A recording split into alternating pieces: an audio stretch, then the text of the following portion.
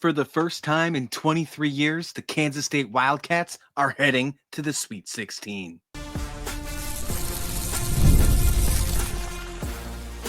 You are Locked On Kansas State, your daily podcast on the Kansas State Wildcats, part of the Locked On Podcast Network, your team every day.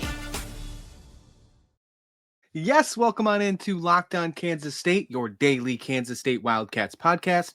I'm your host, Christian Rao, and thank you so much for making Locked On Kansas State your first listen every single day. Welcome back to my everydayers, and what a good feeling it is. It is definitely a happy Monday because on Sunday, the Kansas State Wildcats defeated the Kentucky Wildcats in Lexington to head to the Sweet 16. Before we dig into this episode, before we dig into this wonderful game as we get ready to head out to Spokane, first, this episode is sponsored by Game Time. Download the Game Time app, create an account, and use code LOCKDOWNCollege for $20 off your first purchase. That might come in handy coming next weekend. What a game, and what a perfect time to talk about this one.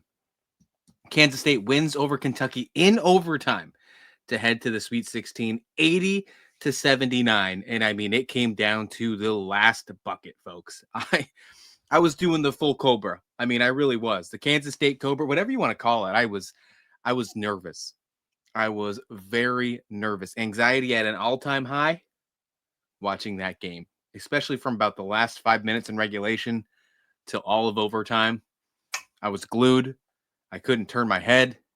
I wanted to get in the fetal position at a couple moments. There was a time of like a minute and 30 seconds to go. We were down by 5, and I will be honest with you, I thought it was over. I thought it was, well, it's a heck of a run. Let's talk about it on the episode, how great this run went. But that team did not quit. They found a way to keep going, and now they're going to head to Washington State for a chance in the Sweet 16 to go into the Elite 8. Finally, Jeff Mittie gets to the Sweet 16. First time since 2002 for this program, and only the third time in program history for the women's basketball team. A really good feeling for this program, and it wasn't just one player that you could point at. It was a team-wide effort, but of course, it was an insane game overall. I mean, overall, it was the best game of the tournament, and I will go and argue and say this was the best game of the tournament on both the men's and the women's side. Now, if you've watched basketball this entire weekend on both the men's and the women's, it's been pretty chalk when it comes to the whole upsets and whatever. And I know a lot of people on social media are mad about that. Hey, whatever. Technically, this is an upset because they beat the 4 seed. It was a team that they were hosting. They got to return the favor, not to their opponent, but after losing as a host last year to Colorado, losing in Manhattan, they got to dish it back to the Kentucky Wildcats in Lexington. They punched their ticket to the Sweet 16 on the road. What a better what better feeling can you ask for? Total redemption for this Kansas State Wildcats team. And I told you, I said, don't wake this sleeping giant. This team that is way better than their seed says. The reason they're ranked so low is because they had to deal with losing an All-American for the second half of their season. They didn't have an opportunity to make that impact in the Big 12 tournament that they would have liked to. But now they got everybody back. And even though you could even say the refs or whatever the case may be, tried to put this Kansas State team down, we'll talk about that in just a second, they once again found a way to overcome and got themselves in the Sweet 16. The MVP of this game by far, Temira Poindexter. What a fantastic game by Poindexter. Now, we keep talking about Serena Sundell and Ayoka Lee probably stepping up to the WNBA when that draft happens next month, April 14th, by the way, WNBA draft. We're going to hear some Kansas State names on that one for certain. But maybe Poindexter stock? Maybe? You think? You think that might have changed some things? Here's why I say that. She started off this game 0 for 5 from three-point land and then finished the game with 8 3-pointers. She went 8 for 15 after starting 0 for 5. 24 points. I mean, just an absolutely amazing performance. 6 rebounds as well, by the way. She was outstanding on the boards. Kansas State overall was great on the boards, even though they lost the rebounding game by 7. I thought they did a good job when it mattered the most. But Poindexter, I mean, in her 39 minutes, all of her shots came from behind the 3-point. All of her makes. 8 for 17 from the field, 8 for 15 from the 3-point land. And this comes when some of the other major 3-point shooters weren't doing well, but still found a way to step up and win this game. This game went back and forth. This was easily, as I mentioned, the best game of the tournament. Kentucky would hit a great shot. Then we turn around and Kansas State would hit a great shot. There'd be a little bit of run, maybe a 5-0 run here, 5-0 run there, but that's it. There was so many lead changes. It was an absolute battle from start to finish. Even at the beginning of this game where Serena Sundell had to really put this team on her back, especially in that first quarter, because they started off a little slow.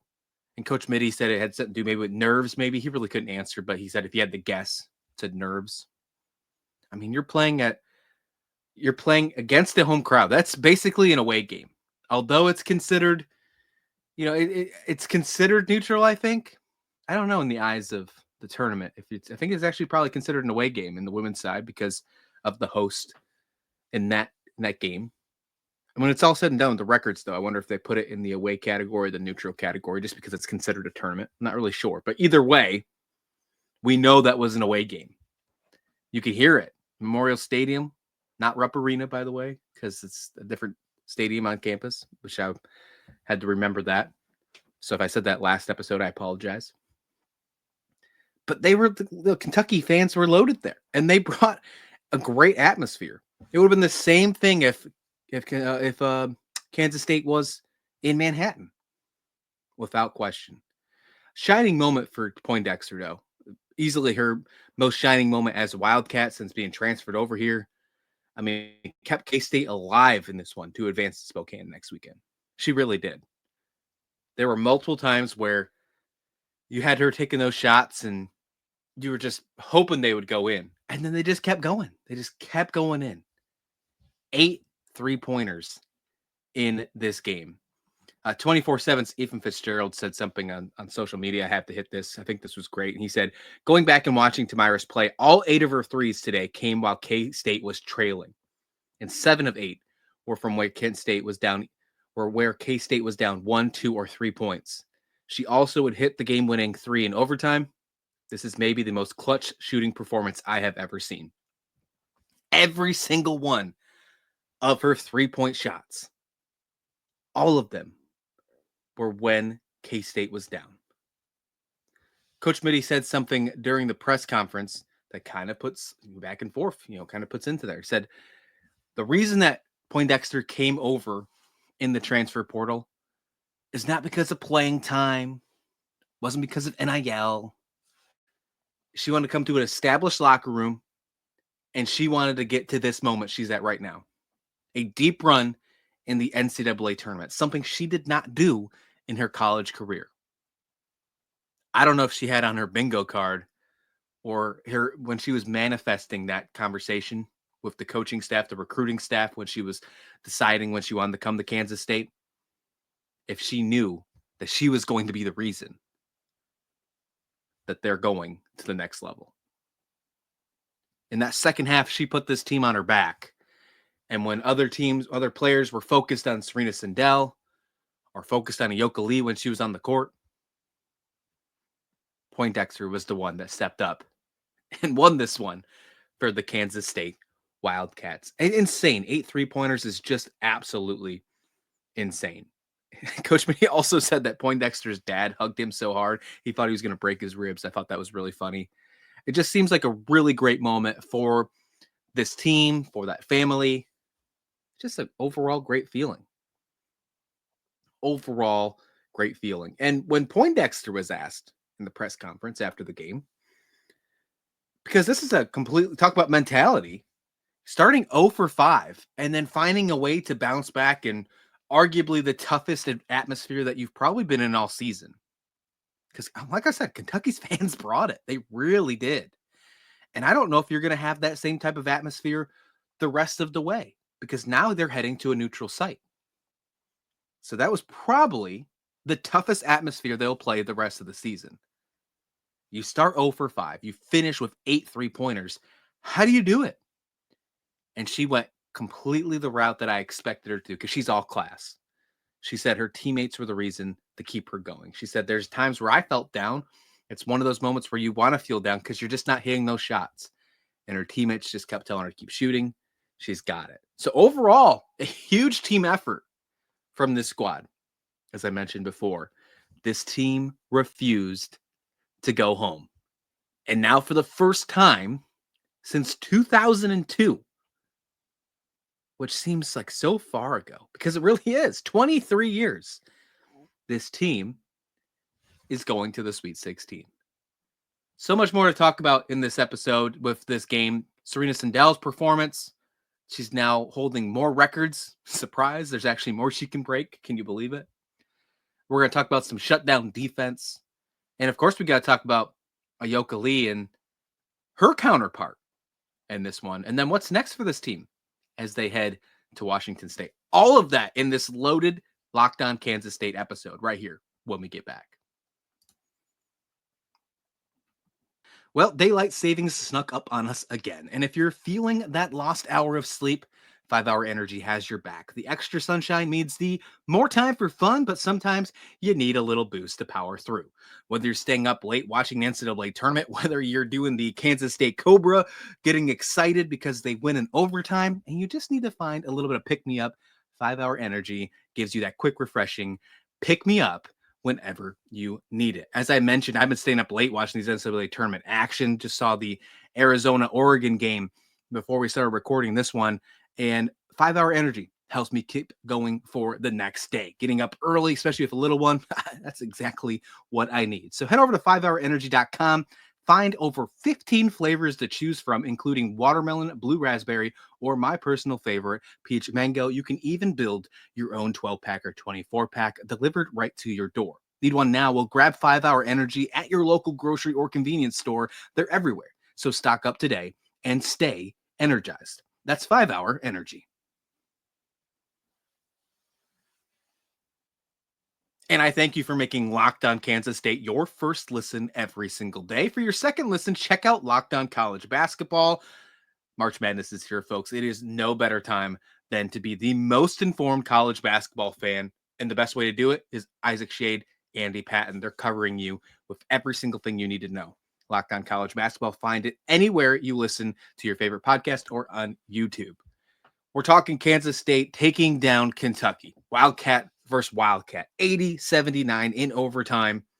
Just an absolute great game. It might have been one of the best games I've ever watched. And again, men's, women's basketball doesn't matter. It was one of the best games I've ever watched. It was so good. I kept saying this to my wife. I kept looking over at her. And I kept saying, this is an absolute battle. It just, one for one, just kept shooting back and forth. Dagger for dagger, whatever you want to say. It was an absolute battle. And Kansas State Wildcats, the better Wildcats, came on top with this one. Serena Sundell played all 45 minutes in this one. So did Glenn. Glenn played all 45. But Serena Sundell was just on another level once again. 19 points, 14 assists. With those 14 assists, she now has 801 assists in her career at Kansas State. Now makes her the #1 all-time assist leader in program history, passing Shalee Lenning, who played from 2005 to 2000, and I believe that says 2009, who had 800 before that. So Serena Sundell, 801 assists. She's only going to add on that into next game. So I assume that record's probably going to be safe for some time. I mean, I hope it gets broken because that means we have another monster of a player coming down the road soon, and anyone will wish that that record be broken if you're a Kansas State Wildcats fan. But I think that one's safe for a little bit. 801 assists. For the record, Lenning had 800. Third place, Megan Mahoney with 589. So that 800 level, only 2 players in Kansas State history have even came close to that. Super impressive. And a lot of that performance came in the second half. Again, she was a big scorer in the first half. Her game kind of had to change There were some adjustments probably made in the second half from Kentucky side to focus on that for Serena Sundell. But whatever the case may be, she locked in and she got the job done. 19 points, 14 assists. She also had 3 rebounds. Probably the biggest thing that you have to hope that she can take away. And, you know, in this type of game, you don't want to nitpick anything because I don't think that you should, but 5 turnovers, you're going to harder competition as you progress in this tournament. That's just the nature of this beast. You want to find a way to limit those. I'm sure that's probably, knowing the type of gamer that she is, she's probably not focused on being the all-time assist leader, which in the presser she said, you know, the way more important thing is that the more impressive thing, the only thing she cares about is making the Sweet 16. She could care less about that assist record, although she's really happy, really impressed, and, you know, grateful for her team scoring to get that. She's all focused on what's important right now, which, again, total class by Serena Sundell. But I'm sure she's going to be focusing on how to limit those 5 turnovers instead of her 19 points and 14 assists and becoming another record holder for this program. It just seems like that type of player. Sandell was great. She really was. And I'll have to also give some credit, and you won't see this on the score sheet. You won't. But Walker was absolutely incredible on defense. Georgia Amore, who is probably the best guard in the nation, you could make that assumption in the argument. I mean, I would say Serena Sundell is up there as well, obviously. I think we witnessed between these two players, and I think this is a very true statement, between Georgia and Sandell, this game featured the 2 most underrated guards in the country. And they both will go in the first round of the WNBA draft next month. And I know that may sound a little oxymoron list, like when you're talking about underrated and first round drafts, but it really is. Neither of these players are getting the attention they deserve, at least enough. And hopefully maybe we'll get a little bit more attention now. Sundell's in the Sweet 16. We'll see. But regardless, Zaniah Walker was outstanding. Her defense was arguably just great. And she locked down.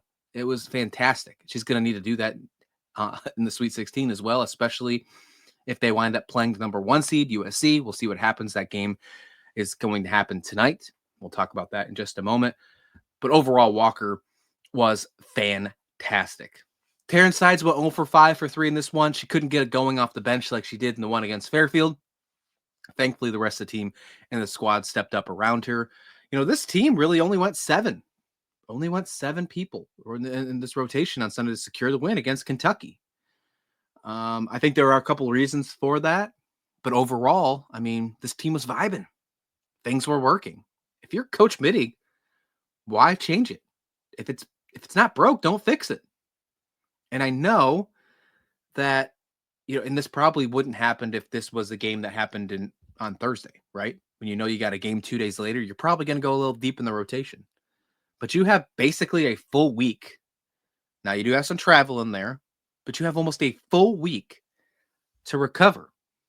And although you had to play an extra 5 minutes and 2 of your players with Glenn and Sundell played all 45 minutes, I think you're in good shape. I think you're in a really good spot moving forward with this team. Now, will they go 7 next time? Who knows? Whatever it works out to be, or whatever the strategy turns into, like, I could see it going 9 or 10 again. I think having that type of versatility, again, brings in that whole fact of what I've said multiple times on this show. It doesn't feel like you're taking any type of step back when you bring in a sub. It's like a just extended part of your rotation, extended part of your starting rotation. I don't consider it a bench, although that is the right terminology. It's a great problem to have. And Kansas State continues to show that they are a better team after what happened in that second half of the season. Losing Ayoka Lee has turned out to be almost a blessing in disguise now that she's back, because the players around her have proven that they can step up to the spotlight. And as I mentioned, with Coach Mitty only going to 7 in rotation on Sunday to secure that win, mostly it's because of the dominant play from their 2 centers, Ayoka Lee and Kennedy Taylor. Kennedy Taylor deserves a lot of praise. And of course, we're going to talk about Ayoka Lee as well, because there was a lot of things that I have I almost choked up with that. That's how disgusted I was of these referees, how they treated Ayoka Lee in this one. We'll do that to wrap up this show, and then we will look forward to what we need to talk about coming up in the later days as they get closer to the Sweet 16. We'll do that right here on Locked On Kansas State. Imagine watching your favorite team live, feeling the energy of the crowd and witnessing unforgettable moments. There's nothing like experiencing a big game in person. Well, getting tickets shouldn't be stressful. That's where Game Time comes in, making it easier than ever to grab last-minute seats at unbeatable prices. Game Time Picks curation makes it easier to find better value to tickets, to sporting events, concerts, comedy, theater, you name it. And with Game Time's lowest price guarantee, Game Time will credit you 110% of the difference. Gives you peace of mind with seat views before you buy, no surprise fees, and a lowest price guarantee so you can book with total confidence. So take the guesswork out of buying tickets with Game Time. Download the Game Time app, create an account, and use code LOCKEDONCollege for $20 off your first purchase. That's LOCKEDONCOLLEGE for $20 off. Download Game Time today. Last minute tickets, lowest price, guaranteed. The NCAA Tournament is here, and so is the Bracket Breakdown. Locked On Podcast Network and Amazon Fire TV channels are teaming up to deliver NCAA Tournament coverage like never before. Watch studio shows featuring former players and Locked On's local experts as they guide you through every upset, buzzer beater, and bracket matchup. Stream it all for free on Amazon Fire TV channel. Search Bracket Breakdown to see it all for free. It's your team every day.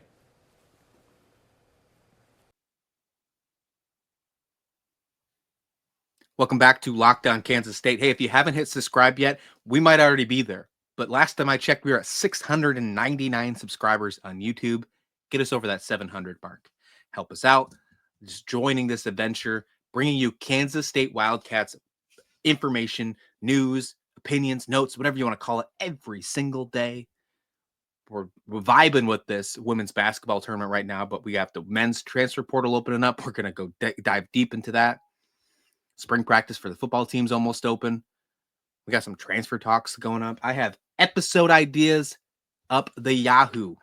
I'm excited. We're going to have a huge week this week, so be sure to hit subscribe on the channel. And if you're listening in audio form, I thank you, by the way, because I love my everydayers on audio. Go ahead and do me a favor. If you're listening on Spotify, Apple Podcasts, wherever that is, give me a 5-star rating. Would love that. Helps push the algorithm and get us out to more Kansas State fans.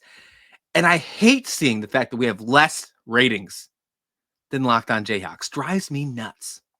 So help me out. Let's be the better one in the state, for sure. Okay, as I mentioned, Kansas State obviously taking down Kentucky 80-79 in overtime. I didn't have to remind you of that one because it was an absolute cardiac event. It was an insane game. We talked about this one with Serena Sundell. We talked about Temira Poindexter, how amazing they were. But we didn't get into Ayoka Lee yet. And the reason I saved this one for the end is honestly because it seems like a second part of the story. But if it wasn't for this scenario, I don't think that Kansas State would have had the opportunities for Poindexter to hit those threes. And what I'm getting to is Kennedy Taylor was absolutely huge in this game. Because of Ayoka Lee, she was obviously a force offensively yet again, but only when she was able to. Only when she was able to get it done. Now, Ayoka Lee finished with 16 points, 9 rebounds. She would have easily had a double-double. I thought she was going to get closer to 20, to be honest, the way that Kentucky allowed rebounds against Liberty on Friday or whatever they played. But she only got 28 minutes in this one. And that's because she picked up fouls quickly.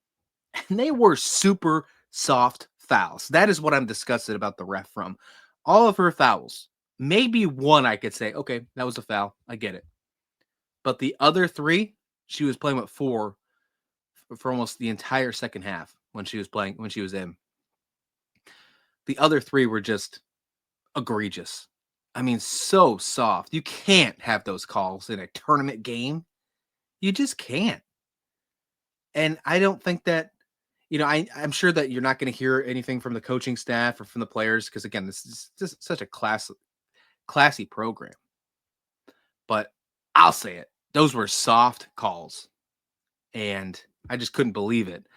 And I felt in the moment, because we're in SEC territory, we're in Lexington, SEC bias. We're already seeing what the men's side of the tournament, how many teams they allowed in. The game's on ESPN, national channel. I felt it. I felt it, folks. I said, oh man, they're putting on the fix. I'm not a conspiracy guy, but that's what it felt like with these fouls on Ayoka Lee. It really did. So foul trouble early, and it really disappointed with her defense towards the end as well. You didn't want to get that final foul. So there was a couple lay-ins that if she didn't have 4 fouls, those lay-ins weren't going in. And this would have been a different story, probably when it went to overtime if Ayoka Lee didn't have to deal with foul trouble in this one. But thankfully, Kennedy Taylor was huge and might be, in my opinion, you know what, not might, she was the second most valuable player behind Poindexter in this one. Her contributions playing while Lee had to sit. I mean, her stepping up was a huge reason they were just able to stick around against this dangerous Kentucky team. Now, I don't want to take credit away from Kentucky, although I kind of make these sly jokes, and I'm only half serious when I'm saying put the SEC bias. Kentucky was a great team. You know, there was a reason that they got to host this tournament. They were a fantastic team. Both Kansas State and Kentucky at one point this season were both ranked in the top 10 in the AP voting. This was a great game for a reason because they compared against each other really well. So I don't take anything away from them. And again, if you watch that final shot in overtime, this could be a completely different podcast episode. I mean, it just fell off the rim the wrong way. And if it went in the right way, then it would have been a 81-80 final in the other direction. So either way, though, Kennedy Taylor, huge reason why they stuck around. 11 points, 8 rebounds, and here's the best kicker. After watching so much basketball this year, 3 throws, the fact that they, you think that they're supposed to be free, right? That's what they call them, and the charity strike. You're just giving them to you. Well, this year hasn't been so great for Kansas State on either side, men's or women's, with the 3 throws. Kennedy Taylor goes 7 for 7 from the 3-throw line in this one against Lexington. I mean, against Kentucky in Lexington, everything went right for her. Coach Mitty said at one point, I believe in the second half in the presser, he said that she was plus 16 between, while on the court and point differential. That's huge. From someone who's seen as your second center, that's another reason why they didn't have to go 8 or 9. They didn't have to play Sanchez or Maupin or Lester. They didn't have to go to those players because when Lee sat, Taylor was in, and Taylor was right at that same level that Ayoka Lee was at the same level. Maybe not offensively, although she did hit 11 points. Maybe not that same type of offensively where as soon as she's in the post, you got to throw it into Ayoka Lee because she's going to score. A different style, but still found a way to have a lot of production and a lot of great play on the defensive side. Loved it. Loved what I saw from Kennedy Taylor. And we need more of that this coming weekend at the Sweet 16. So either USC or Mississippi State await for the Wildcats in Spokane on Saturday. The 2 teams will play tonight, 9 p.m. Central Time. It's a late one. So if you want to find out, get a little scouting report on who Kansas State will play, 9 p.m. Central Time. I think that one is on ESPN as well. It is. Okay, yep, just checked it. ESPN as well, 9 p.m. Central. Mississippi State's coming off a 59-46 upset victory, if you will. They're the 9 seed. They beat the 8 seed Cal. So 8-9 seed, call that an upset if you want. Technically, it is. They're led by Makina Okot. In that game, she had 14 points, 13 rebounds. However, though, that team did struggle. Looking at the box score. Now, for the record, I did not watch this game between Mississippi State and Cal, but this team struggled from the 3-point line. They only shot 18%, going 2 for 11. They're going to need to step that up if they want to get their second upset of the tournament. This one would obviously be an upset because they're taking on Juju Watkins and the USC Trojans. They're the 1 seed.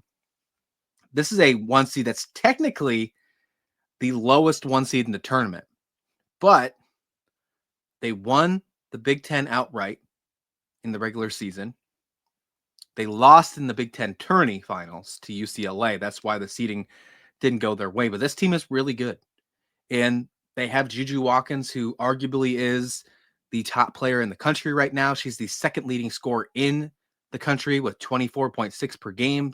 She also averages 7 rebounds per game. The team averages 81 points per game. USC is a beast. I'm assuming that's who Kansas State's going to play. When they do, we do find the final. We're going to break down more in depth how Kansas State can beat whatever team. Guessing it's going to be USC when we have that episode, but that'll be coming out later in the week. Want to find out who we're playing before I give you that final breakdown, because we are going to break down player by player of their starting 5 and talk about how each team, each player, Kansas State can shut them down. We're going to dive in. We're going to get into it because we're in the gauntlet now. I mean, we probably already were. Fairfield, they played really tough. Kansas State played so good against Fairfield. I still think that Fairfield would have had a better score, but Kansas State just got out to a fast start. That Kentucky game, it could have went any way. Could have went either side. We just got lucky at the end. Played hard, don't get me wrong. Not taking anything away from the effort because they deserved to win that game. But either team could have. It's just how the game ended. Just how it goes. Sometimes. Maybe a bucket doesn't fall for you. Got a little bit lucky. Not going to be in that same situation if it's against the USC Trojans. And if you win that game, you got to take on most likely UConn just to get to the Final Four. It's doable. It's doable. I keep saying that. So you're telling me there's a chance? Absolutely. Come on back next time as we dig into more conversation about either the Kansas State women's basketball team. We got men's transfer portal opening up. And, of course, the college football team, spring practice starting soon. All of that right here on Locked on Kansas State, bringing you Wildcats coverage every single day. Don't miss any of it because we're bringing it to you right here. Please like the video. Please subscribe. And as I mentioned, this is Locked on Kansas State.